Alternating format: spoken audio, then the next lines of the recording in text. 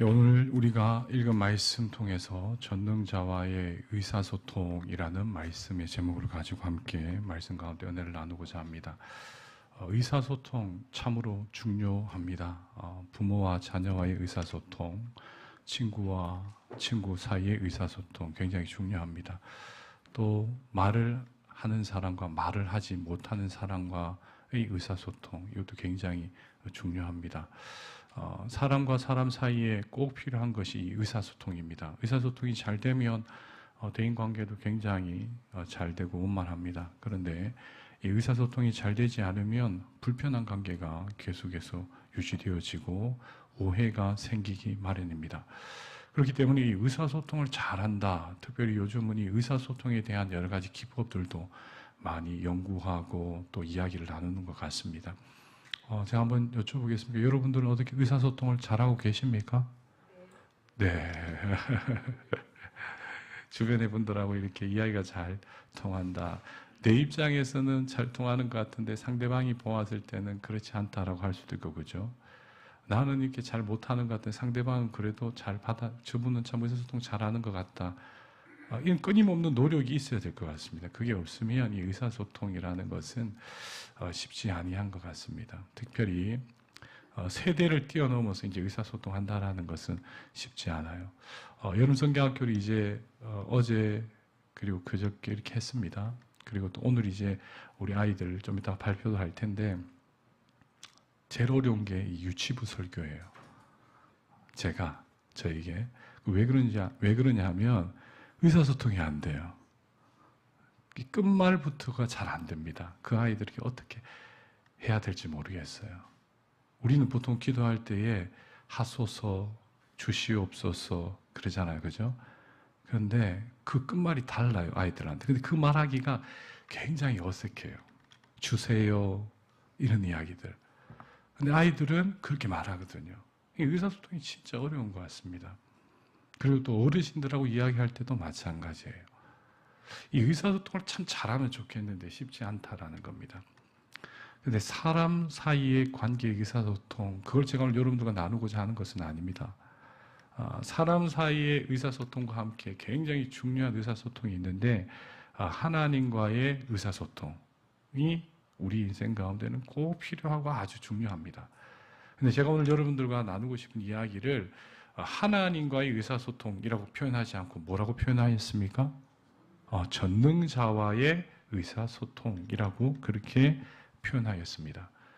전능하신 분, 우리가 믿는 하나님이 누구이신지를 규정한다라면 오늘 여러분들과 함께 나누고 싶은 하나님은 전능하신 분이에요.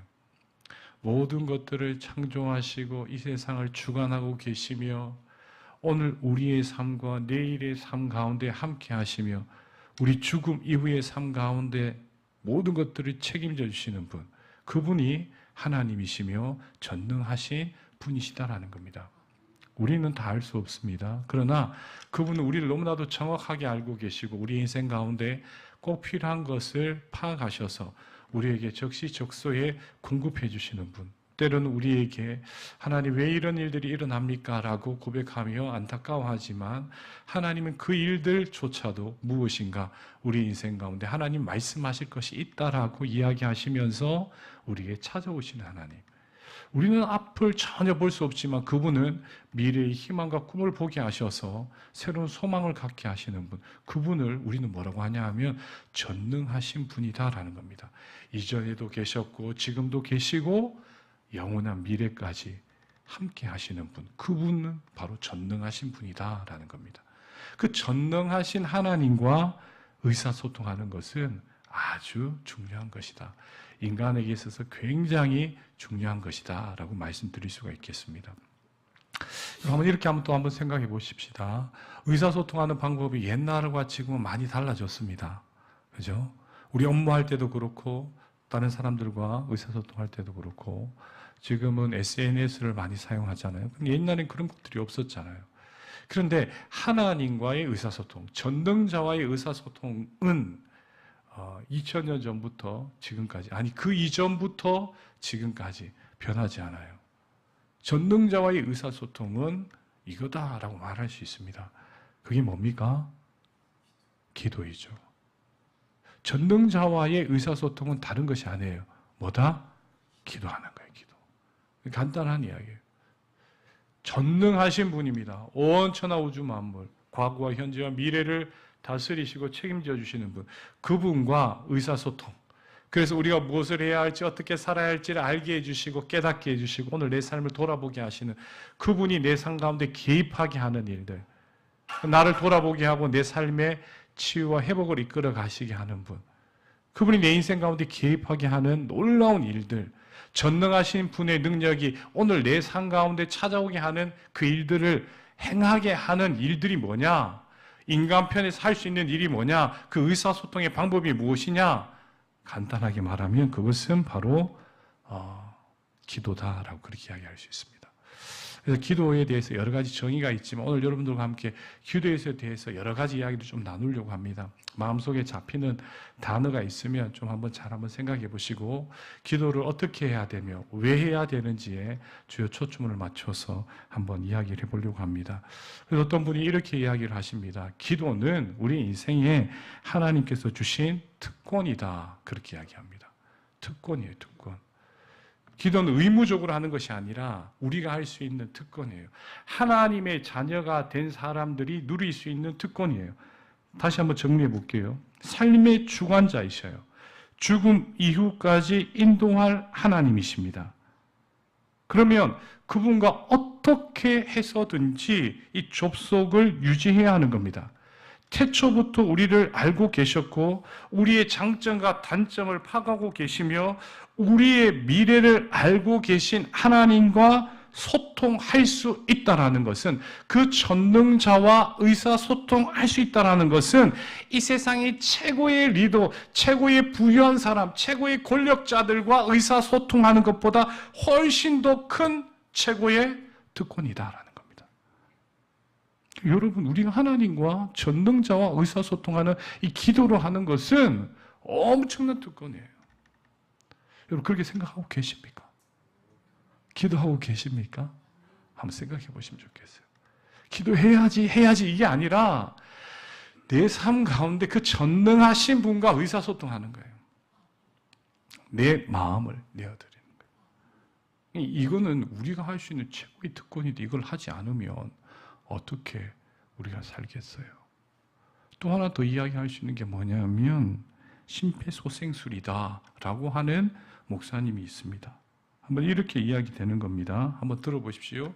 기도는 주님의 마음과 연결되는 겁니다. 하나님의 마음, 내 삶의 주관자인 그분과 연결되어지는 것입니다.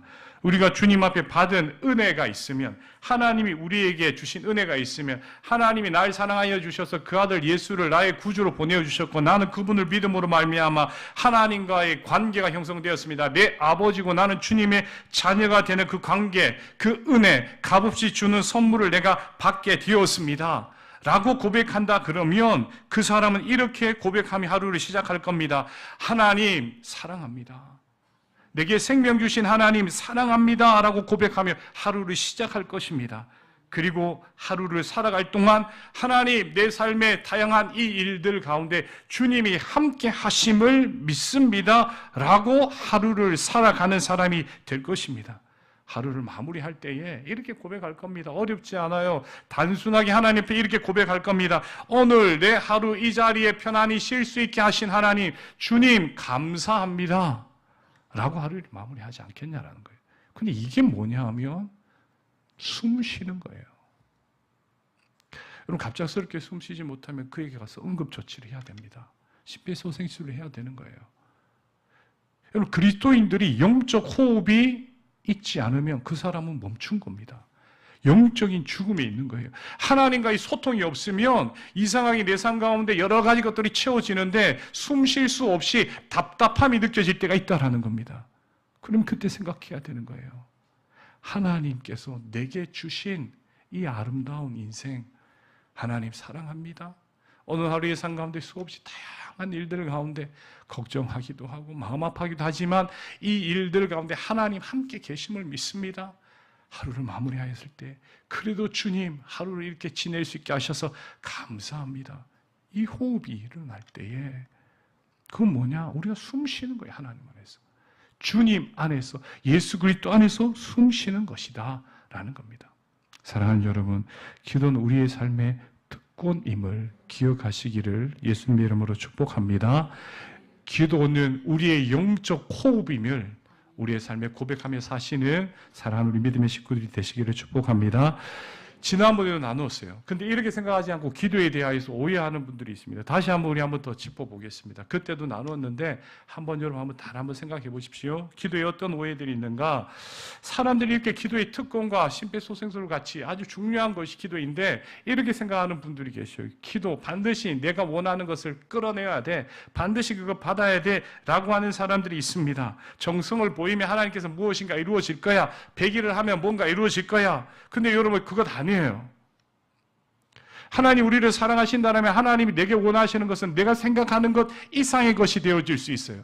우리가 생각하는 여기 응답 받았다라는 것이 하나님께서 우리에게 주신 응답이 아닐 수도 있는 거예요. 그렇다면 우리가 기도해야 될 때의 자세는 하나님의 내 삶의 원함을 끌어내는 것이 아니라 주님의 뜻에 나를 복종시킵니다. 하나님 내 삶을 내어놓고 하나님 원하시는 일들이 이루어지기를 소원합니다.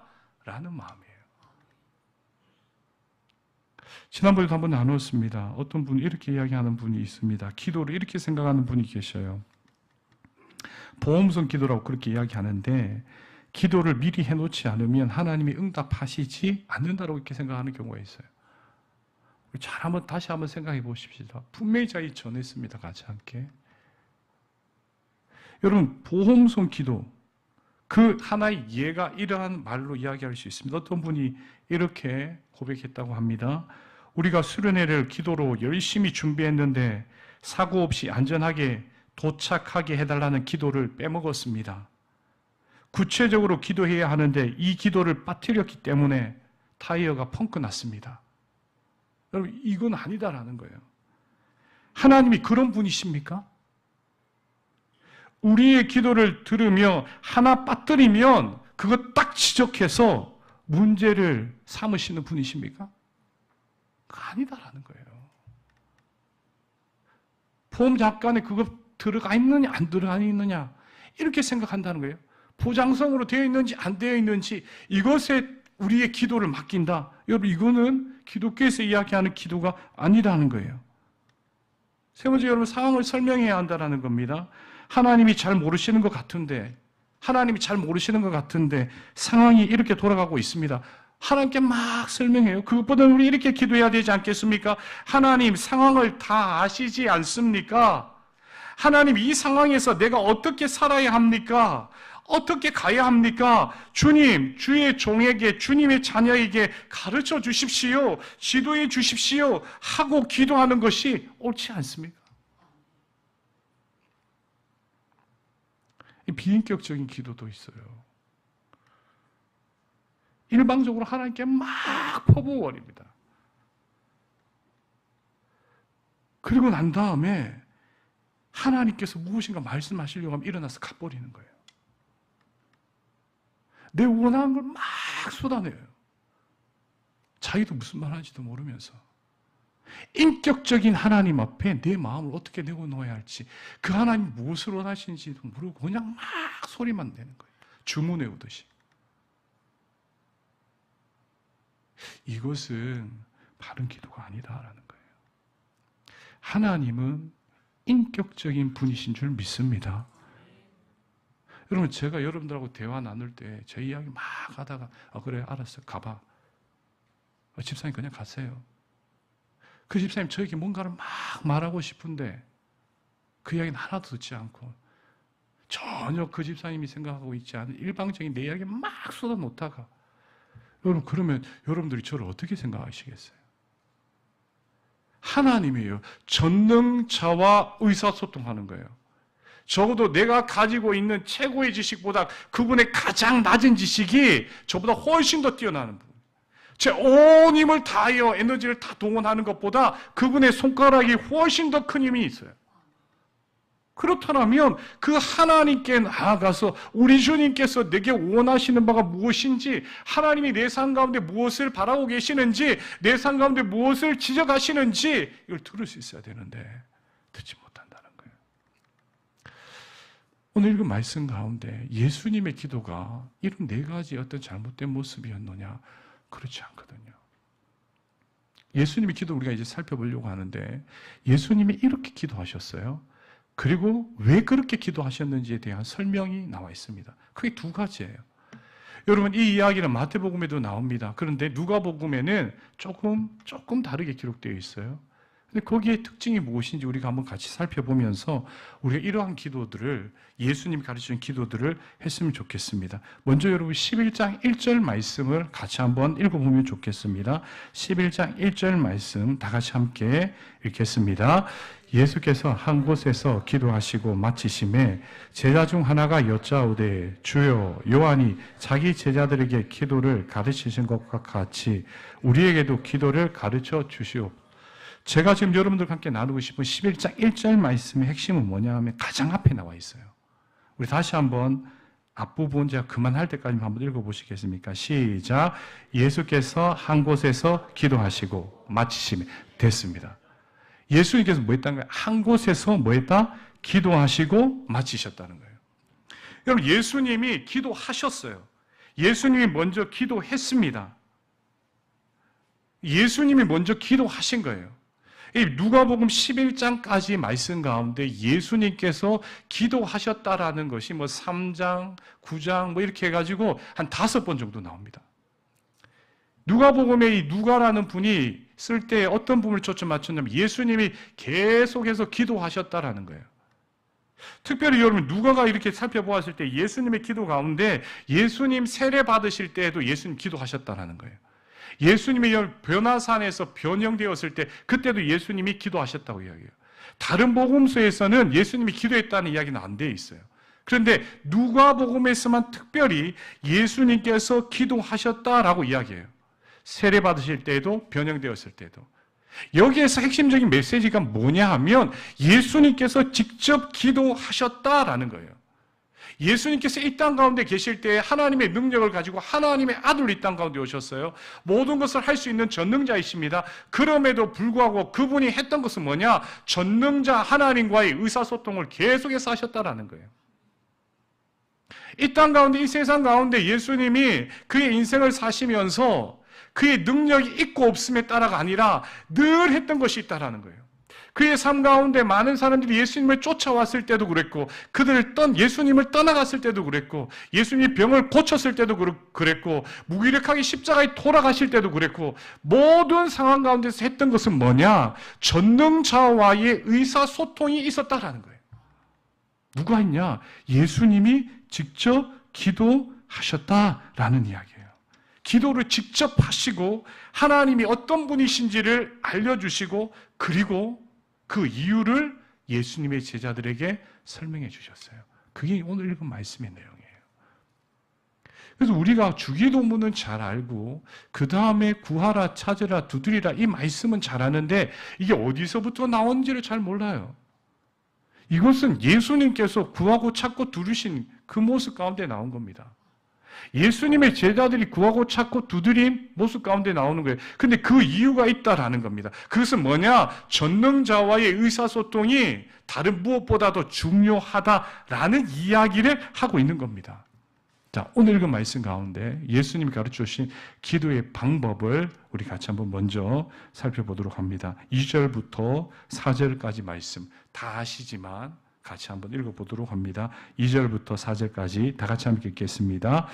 예수께서 이르시되 아버지여 이름이 거룩히 여김을 받으시오며 나라가 임하심 우리에게 날마다 일용할 양식을 주시옵고 우리가 우리에게 죄 지은 모든 사람을 용서하오니 우리 죄도 사하여 주시옵고 우리를 시험에 들게 하지 마시옵소서 하라. 여러분 오늘 2절부터 4절까지 말씀 가운데 여러분 4가지 간구를 좀 생각하시면 좋겠어요. 목사님 기도 어떻게 해야 됩니까? 주기도문을 아는데 이것을 적용하기가 너무 어렵습니다. 기도 도대체 어떻게 해야 될지 모르겠습니다. 라고 하시는 분들이 계셔요. 근데 예수님 기도의 4가지로 이렇게 간구로 4가지를 한번 정리해 보려고 합니다. 가장 먼저는요. 하나님의 나라가 임하게 해달라는 기도예요. 이건 다른 게 아니라 하나님의 임재를 이야기하는 거예요. 상황이 있으니까 기도하겠죠. 근데 그 모든 상황 가운데 뭐냐? 하나님의 나라가 임하게 해달라. 하나님의 통치하심과 다스림이 임하게 해달라라고 기도하는 거예요. 하나님께서 우리 가운데 함께 하시기를 원합니다라는 기도예요. 하나님의 임재에 대한 기도가 예수님의 간구의 가장 첫 번째예요. 내 삶 가운데 우리를 싸고 있는, 우리를 답답하게 만드는 그것이 우리의 삶의 주관자가 아니라 하나님의 임재가, 하나님이 나와 함께 하심이 우리의 삶의 가장 기본입니다, 중심입니다 라는 이 고백이 예수님의 기도의 가장 첫 번째예요. 여러분 기억하셔야 됩니다. 하나님이 지금 나와 함께 하시기를 원합니다. 하나님의 뜻이 이루어지기를 소원합니다 라는 거예요. 하나님 이게 급해요, 이게 급해요, 이렇게 도와주세요, 저렇게 도와주세요. 이것보다도 하나님의 임재가 이 자리에 있기를 원합니다. 이 상황 가운데 있기를 원합니다. 하나님의 통치하심과 하나님의 나라가 이 자리에 있기를 원합니다. 이게 하나님의 임재의 첫 번째 기도예요. 예수님 그걸 기도했어요. 예수님 기도하시는 모든 장면을 살펴보시면 하나님의 임재를 찾는 기도가 있습니다. 그리고는 두 번째는 뭐냐 하면 우리의 필요의 충족을 위한 기도예요. 날마다 일용할 양식을 주시옵고 우리 필요한 것을 하나님 주십시오. 그런데 하나님 내가 지금 살아있는 것은 더 가지고 덜 가져서 하나님을 모른다 하는 것이 아니라 꼭 필요한 오늘 내 생명을 유지할 수 있는 것들을 주십시오 라는 거예요. 그래서 주님으로 인하여 내 하루하루가 살아감을 고백하는 삶을 살고 싶습니다. 내게 꼭 필요한 것을 주십시오. 그리고는 용서입니다. 하나님, 우리에게 죄 지은 사람을 용서하오니 우리 죄도 사하여 주십시오. 하나님과의 관계를 위하여. 여러분, 마음이 어려워지는 것은 하나님과의 관계와 단절되고 사람과의 관계가 단절되어진 거예요. 그 관계의 단절 가운데 핵심은 뭐냐 하면 서로 용서하지 못하는 거예요. 불편한 마음이에요. 근데 이것을 예수님이 계속해서 기도해요.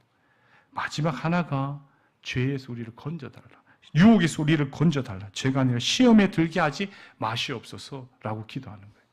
이 네 가지, 하나님의 임재, 우리의 필요에 대한 충족, 용서, 구원, 이게 예수님 기도의 핵심입니다. 근데 여러분 그 밑에 한번 잘 보십시오. 이게 어디에서부터 나오느냐? 다른 것이 아니라 하나님에 대한 신뢰와 하나님을 의존합니다 라는 것의 기초에서 나온 거예요. 내가 내 삶을 주관합니다 라고 한다면 절대 그렇게 안 합니다. 내가 다른 것을 신뢰합니다 그러면 이렇게 이야기하면 못해요. 하나님을 신뢰합니다. 하나님을 의존합니다. 그래서 내 삶은 하나님 앞에서 살아가는 삶을 살고 싶습니다라는 고백이 예수님의 기도의 핵심이다라는 겁니다. 사랑하는 여러분, 하나님의 임재, 우리의 필요에 대한 충족, 용서, 구원, 이 단어들을 여러분 한번 기도하시면서 우리의 삶 가운데 하나님 앞에서 살아가는 방식이 잘 형성되어지기를 예수님의 이름으로 축복합니다. 우리가 오늘 그 말씀 가운데 두 번째 살펴볼 것이 뭐냐 하면 우리가 기도해야 되는 이유가 뭐냐라는 거예요. 이제 왜 기도해야 되는지 예수님 이야기해 주십니다. 우리 한번 같이 한번 살펴보도록 합니다. 먼저 첫 번째 이야기 5절부터 여러분 7절까지 말씀을 우리 같이 한번 읽어보도록 합니다. 5절부터 7절까지 말씀 같이 함께 읽겠습니다.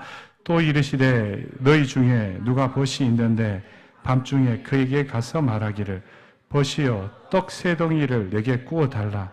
내 벗이 여행 중에 내게 왔으나 내가 먹일 것이 없노라 하면 그 안에 대답하여 이르되 나를 괴롭게 하지 말라. 문이 닫혔고 아이들이 나와 함께 침실에 누웠으니 일어나 내게 줄 수 없노라 하겠느냐.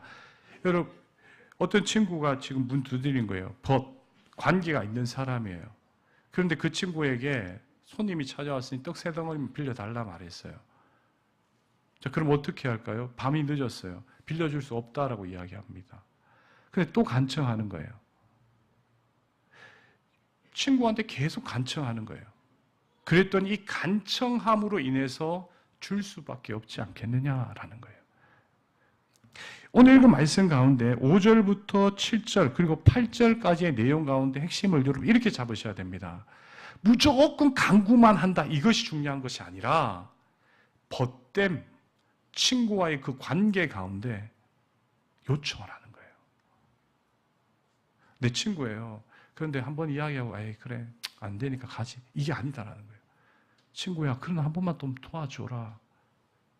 야 근데 밤 늦었잖아. 아 그래도 꼭 필요한데 한 번만 더 도와주면 안 되겠니? 라고 요청하는 거예요. 여기 간청함이 중요한 거예요.